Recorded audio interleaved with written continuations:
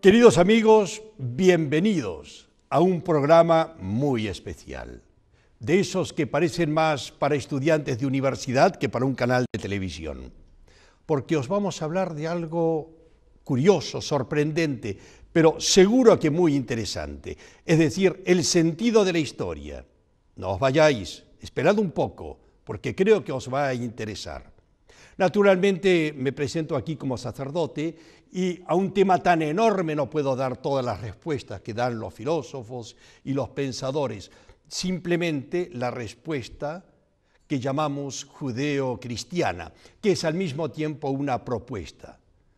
Naturalmente yo mismo no puedo tener la pretensión de contestar a esto de un modo total, sino a manera de un ensayo, de una presentación inicial propia de nuestra época, además, de aquellos que nos llamamos con razón ciudadanos del tercer milenio. En el momento en donde los milenios cambian, pasan del segundo al tercero, nos damos cuenta que estamos en una época tremenda de contrastes, de oposiciones. Y entre ellas, especialmente, cosas maravillosas y otras dramáticas. La caída de las torres de Nueva York, dicen algunos, que ha iniciado ya directamente la era del terrorismo. Y ante esto empezamos a preguntarnos sobre el sentido de la historia cuando parece que todo se destruye. Es decir, hay un porqué y un para qué en la historia de la humanidad, porque se trata de la humanidad entera, no solamente de los que hoy vivimos, del sentido de la vida de unos pocos, sino de las generaciones humanas. Es el tema del sentido de la gran aventura de la humanidad. Y en este sentido también podemos hacer una segunda pregunta. Ante el milenio que cambia, nos decimos, los dos primeros milenios, ¿pero han servido para algo?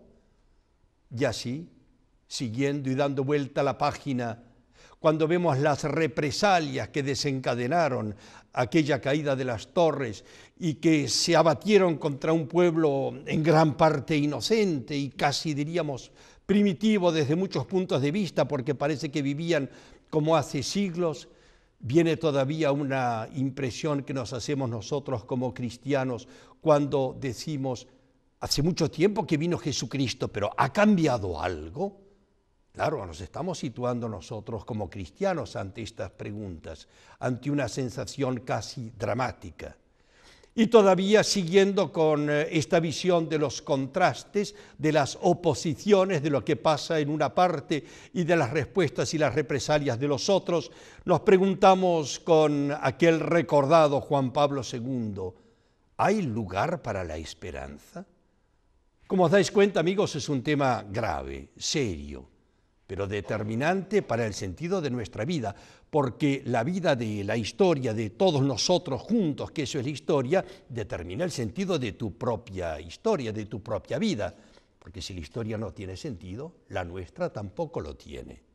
Y es así como nosotros ante este planteo podemos tomar, como nos pasa ante el televisor, la actitud de los espectadores del horror, como los que estaban mirando caer esas torres incrédulos, y ante esos desastres, pues de pronto algunos toman la actitud de huir.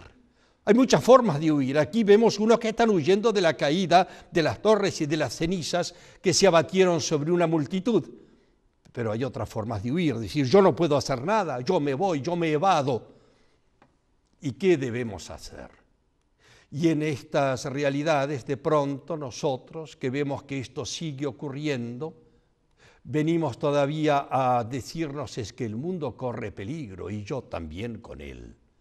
Y es así como este tema nos lleva a tener la impresión de que estamos en la historia ante un callejón sin salida.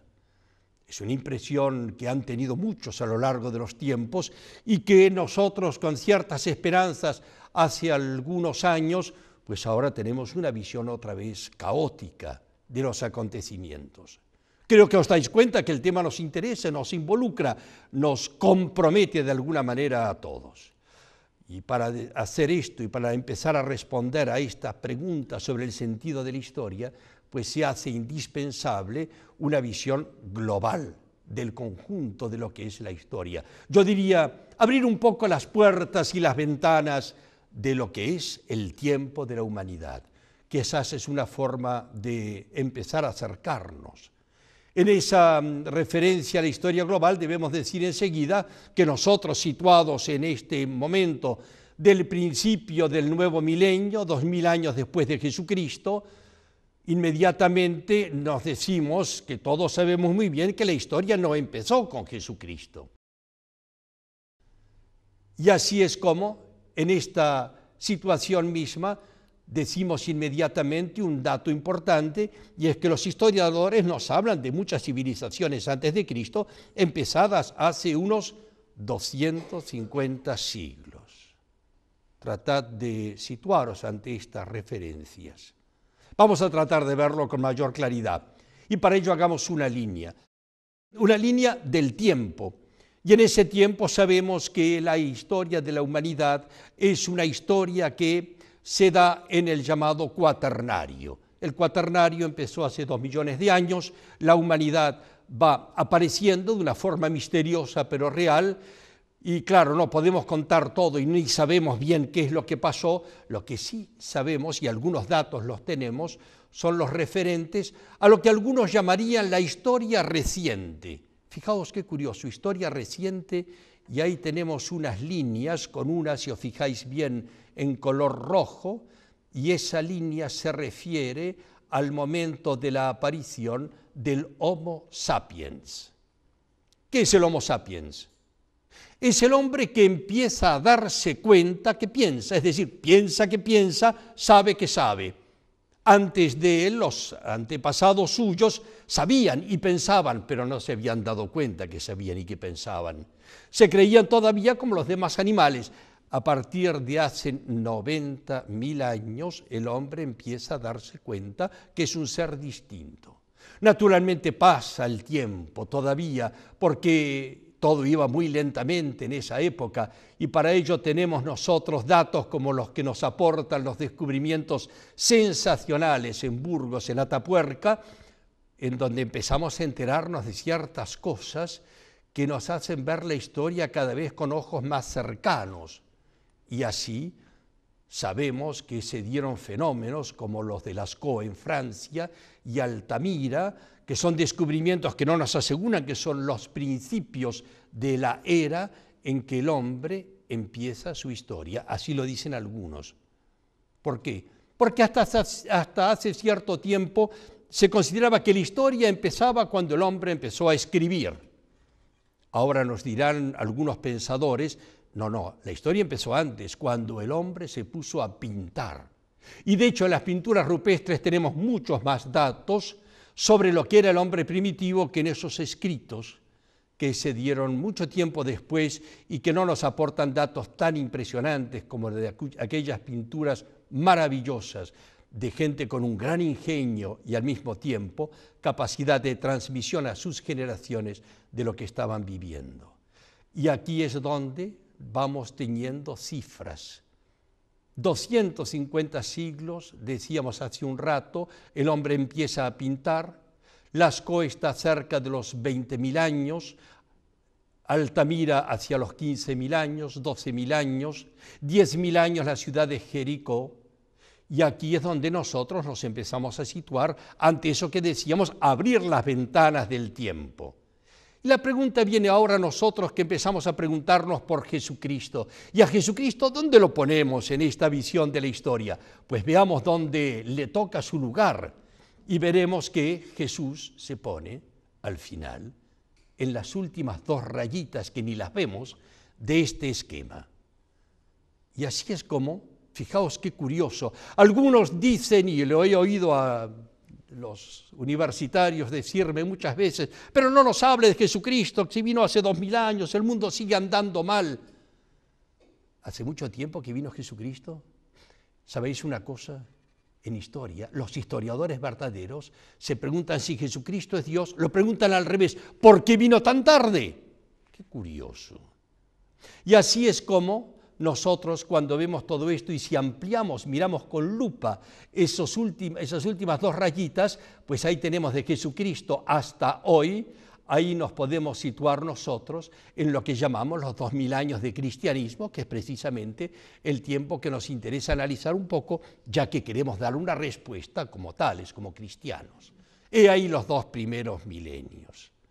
Naturalmente, decimos enseguida que en la visión global de la historia, fijaos en esta afirmación, no podemos decir, por lo tanto, que Cristo ha venido hace mucho tiempo, sino ayer. Qué interesante. Es decir, que Jesucristo se presenta en la historia como una de las últimas novedades importantes, en donde ocurrió algo trascendental. Y es así todavía como nosotros ahora podemos situarnos en lo que quisiéramos transmitiros en este rato o en estos 2 o 3 programas que os invitamos a seguir si tenéis la paciencia y la bondad de escucharnos. Y diremos que lo primero que nos va a preocupar naturalmente es la etapa anterior a Jesucristo, larguísima etapa de muchos siglos. Las civilizaciones precristianas, veremos que es un tema apasionante, para después situarnos ante estos 2 milenios y por lo tanto ante lo que llamamos el caso Jesucristo, para finalmente hacer alguna alusión a los últimos 2000 años. Entrar en detalles, es para eso que existe un historiograma, unos paneles de una gran visión del tiempo que nos permitirán justamente entender mejor el tema. Bueno, pues en este sentido entonces ya nos vamos iniciando a la visión de las civilizaciones precristianas. Para esto, permitidme un dato personal, que es un recuerdo del colegio. Me acuerdo que mi profesor, que me hizo amar la historia, cuando nos hablaba de las civilizaciones antiguas, hacía un dibujo en la pizarra que tenía esta forma. El surgimiento de una línea a la manera de una parábola y que después caía. Y se seguía una civilización a otra y el esquema era el mismo, aunque el crecimiento podía parecer mayor. Y ahí es donde nosotros hablamos de los famosos apogeos de las antiguas civilizaciones. Y vale la pena subrayarlo porque realmente es importante. Pero la línea descendiente, eso es lo que se llamará las decadencias, tristes, lamentables, dramáticas. Y para situarnos mejor, pues hablemos de algunas cosas. Sabéis, esto no es una lección de historia. Esto quiere ser una reflexión sobre la historia que ya conocéis. Y entonces, para situarnos mejor, hagamos una alusión, por ejemplo, al caso de Egipto. Porque es muy interesante situarnos ante el apogeo de Egipto y preguntarnos enseguida, ante el recuerdo que viene espontáneamente de las pirámides, preguntarnos ante todo Egipto y cuándo fue esto de las pirámides. Decíamos al principio que nos situamos como aquellos que quisieran verlo desde el punto de vista judeocristiano, es decir, la experiencia del pueblo hebreo, y sabemos que para nosotros el hombre más remoto desde el punto de vista de la historia es un hombre llamado Abraham. Y este Abraham es alguien que vino a la tierra de Egipto que estamos viendo aquí. Y la pregunta es, pero vamos a ver, cuando Abraham vino a Egipto, ¿las pirámides existían, se hicieron mucho tiempo después de él? ¿Cómo es el asunto? Ya que queremos abrir las puertas y ventanas del tiempo, digámoslo enseguida. Cuando Abraham vino a Egipto, las pirámides ya llevaban 1000 años de pie. Qué interesante, 1000 años. Es decir, que la moda aquella famosa de las pirámides egipcias es de 1000 años antes de Abraham. Cuando vino Abraham a Egipto, por lo tanto, eran recuerdos de un pasado para ellos remotísimo, y lo era. Y entonces, todavía acercándonos a esto, empezamos a mirar las pirámides y empezamos a preocuparnos por la ciencia de los egipcios. Y mirando las pirámides más de cerca, aquí tenéis una imagen de un grupo de personas junto a una pirámide. Fijaos en la perfección de la línea que está en el fondo de ellos, y nos empezamos a dar cuenta de lo que significa lo colosal de aquellas civilizaciones y de aquellas construcciones. Y así todavía venimos a preguntarnos ahora, ¿y dónde están los estudios y los planos de los arquitectos para hacer esta montaña construida por el hombre con la precisión de un reloj. Porque, ¿sabéis? La perfección de esas líneas nos hacen decir que cuando se puso la primera piedra, debían saber dónde iban a estar colocadas las demás, porque una cosa así no se hace de la noche a la mañana. Y siguiendo en este campo, aquí estamos viendo, os estoy mostrando un ladrillo con el cual está hecha una pirámide, y nos enteramos que son ladrillitos que pesan cada uno 10 toneladas. Y ante estas sorpresas nos preguntamos no solamente sobre la ciencia, es decir, haber hecho los cálculos cuando los arquitectos antiguos pensaron cómo podría ser una pirámide, no solamente esos cálculos, sino además también la técnica, que es la hija de la ciencia, es decir, del dicho al hecho va un gran trecho, pues los egipcios lo solucionaron, porque al dicho siguió el hecho. Y la técnica nos hace hacernos otras preguntas, es decir, no solo nos preguntamos por los estudios de los arquitectos, sino los cálculos de los ingenieros que previeron la energía a utilizar y los medios técnicos a emplear para hacer estas obras colosales. Y así es como nosotros, al mirar cada piedra de estas y empezar a darnos cuenta de lo que significa el conjunto, empezamos a preguntarnos cómo han podido hacer esto. Y más todavía se lo preguntan los nuevos arquitectos y los nuevos ingenieros de nuestra época. Y es por eso que vale la pena detenernos un poco y me permito aquí presentaros un documental. Si nuestros técnicos nos permiten. Ingenieros de lo imposible. Razones para la modestia. Para entender lo prodigioso de la construcción de las pirámides, analicemos el esfuerzo de un modo comparativo con lo que somos capaces de hacer hoy en día. Los investigadores nos llevan a Egipto y nos hacen comprender el desafío que representan las pirámides a los ingenieros modernos. Para ello, empecemos por ir a Abu Simbel, en el Alto Nilo. Veamos allí cómo se realizó el desplazamiento de un templo faraónico y comparemos en cifras el esfuerzo científico-técnico realizado. Entenderemos así el problema que nos plantea a nosotros hoy las realizaciones antiguas. Se trata de una pequeña obra realizada en los años 60 al estilo egipcio, utilizando los progresos modernos. En efecto, allí se trasladó el templo de Ramsés II a 60 metros de distancia para salvarlo de quedar anegado por las aguas del pantano de Asuán. 1036 piezas, 11.500 toneladas, que necesitaron 6 años de trabajos por parte de ingenieros y técnicos del siglo XX para ser transportadas. Digamos de paso que las dimensiones de este templo corresponderían apenas a algo así como a una sacristía o antesala de cualquiera de las grandes pirámides.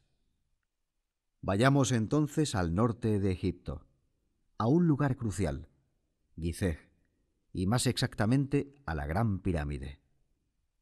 Según los expertos, esta consta de 2,5 millones de piezas, algunas de las cuales alcanzan las 40 toneladas. Estos mismos expertos aseguran sin vacilación que la obra se realizó en 20 años durante la vida del faraón, que la tuvo preparada para su tumba.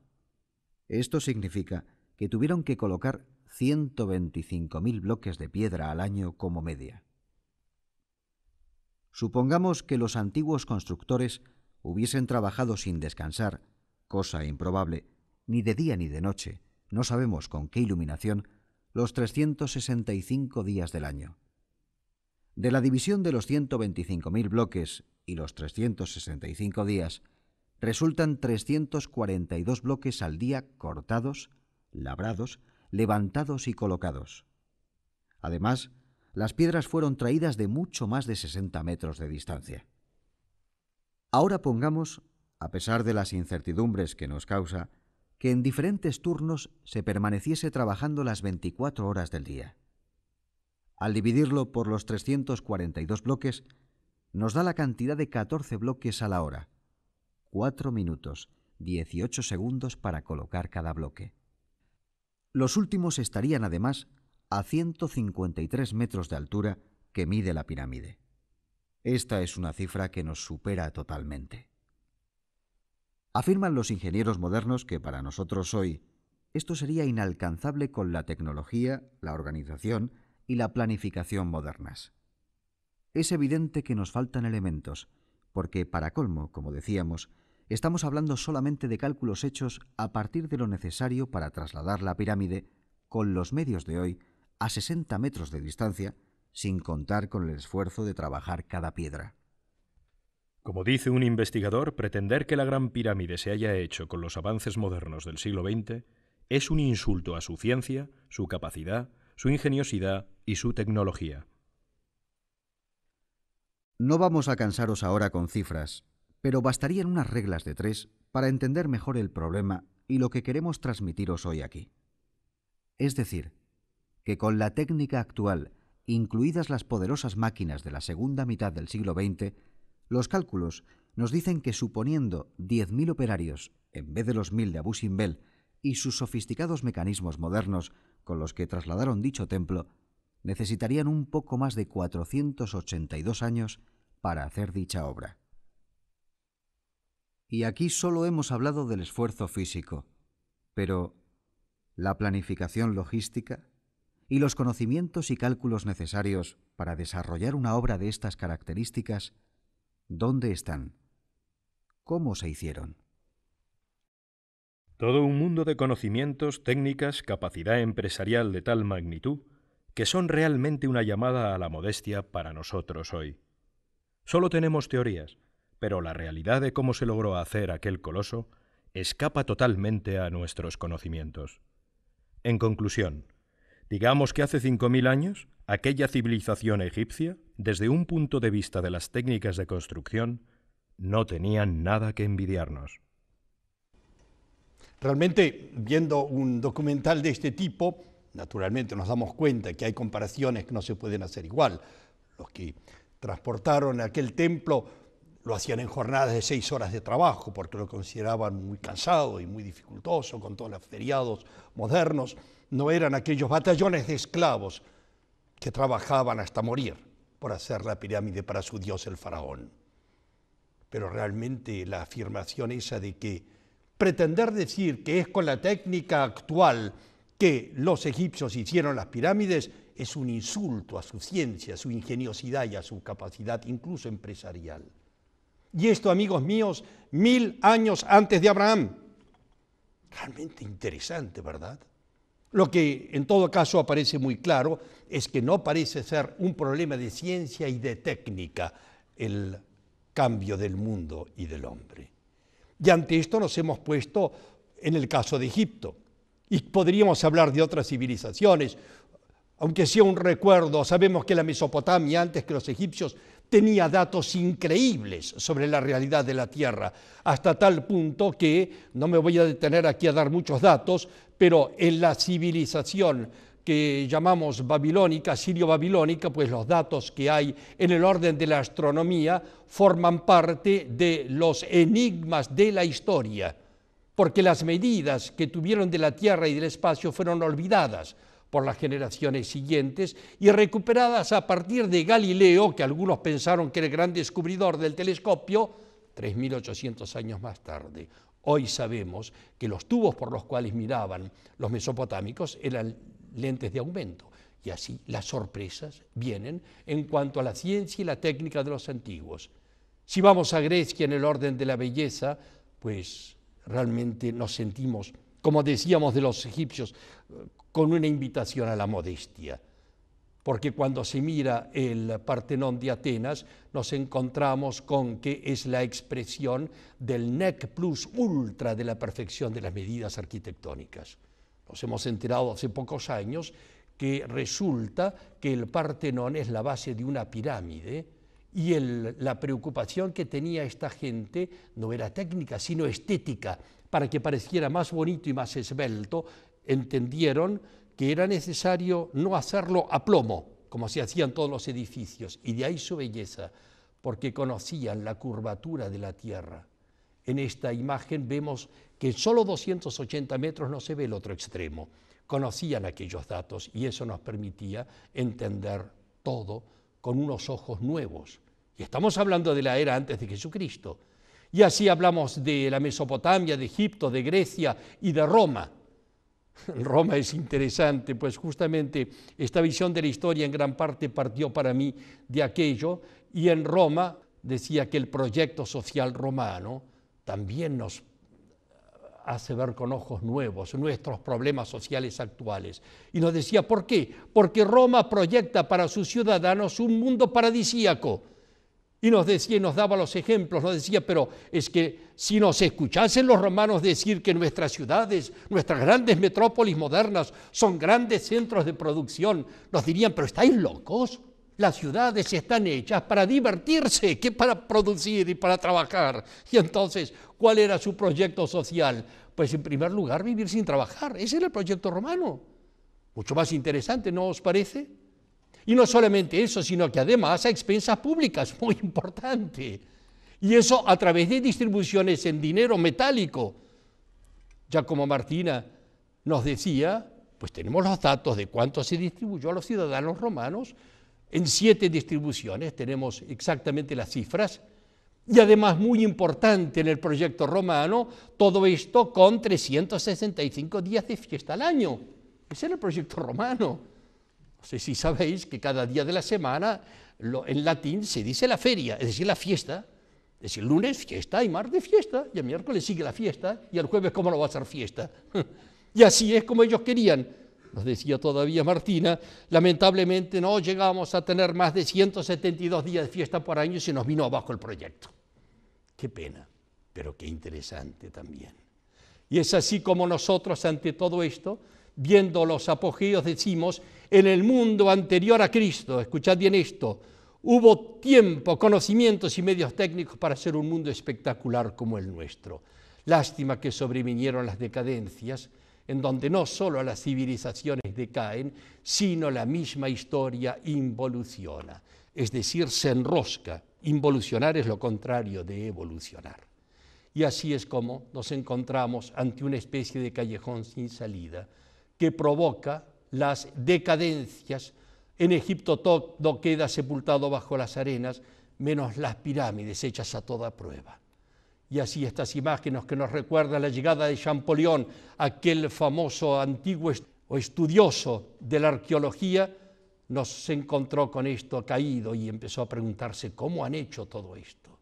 Y así nosotros, ante esta realidad y esta visión, tenemos ganas de empezar a entender qué ocurrió, porque aquellos progresos antiguos no han servido, como nosotros podríamos haber esperado, de tanta ciencia y de tanta técnica para evitar las decadencias, para la continuidad histórica, para el progreso de la humanidad, para la construcción del futuro, para una razón hacia la esperanza. Nada de eso. Bueno, queridos amigos, ha llegado el momento de preguntarnos el porqué de las irreversibles, de las inevitables y de las dramáticas decadencias.